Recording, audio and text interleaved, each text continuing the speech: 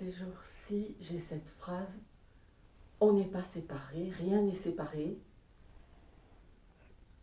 Et cette phrase cherche sa source. Ce matin, j'entendais une bribe de conférence et la dame disait nous sommes la nature, une graine éclot devient un arbre et nous aussi. Et voilà, c'est tout ça là qui est là. Et est-ce que tu pourrais parler de ça? On n'est pas séparés. Ça fait partie des belles phrases à la con qu'on trouve géniales, mais ça s'arrête là, quoi. Moi, je suis peut-être un peu dur, là. C'est comme lorsqu'on dit tout est amour. Tout est amour, très bien, oui, oui. Etc., quoi. Alors, c'est sympathique, bien sûr, mais finalement, il ne faudrait pas mettre la charrue avant les bœufs. Ce qui compte, c'est ce qu'est notre expérience réelle et profonde.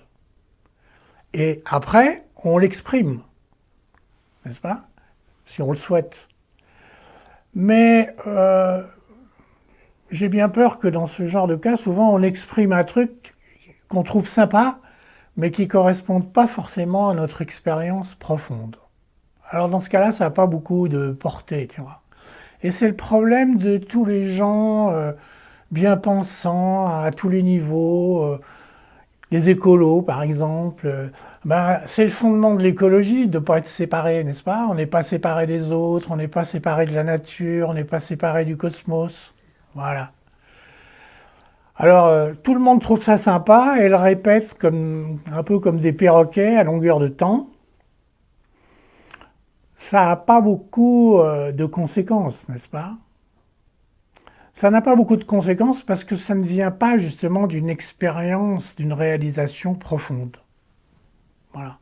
Parce que si c'est ton expérience profonde, t'as même pas besoin de le dire et plein de choses vont changer dans ta vie et autour de toi et ensuite dans le monde.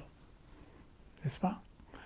Donc lorsqu'on dit que nous ne sommes pas séparés, grosso modo, ça veut dire que probablement on peut découvrir en nous, dans notre expérience, quelque chose qui n'est pas d'ailleurs une chose, mais bon, c'est juste un mot, quelque chose qui n'est pas séparé du même quelque chose en l'autre, n'est-ce pas?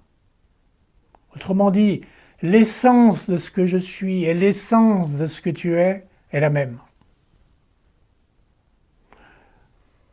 Dit à la sauce non-dualité, on dit la conscience qui prononce ces mots en ce moment est la même que celle qui les entend. Voilà. Donc l'invitation, c'est de découvrir cela.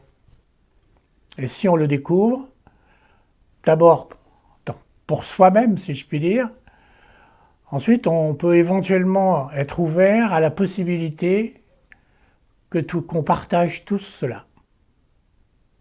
Autrement dit, qu'il n'y ait pas de séparation.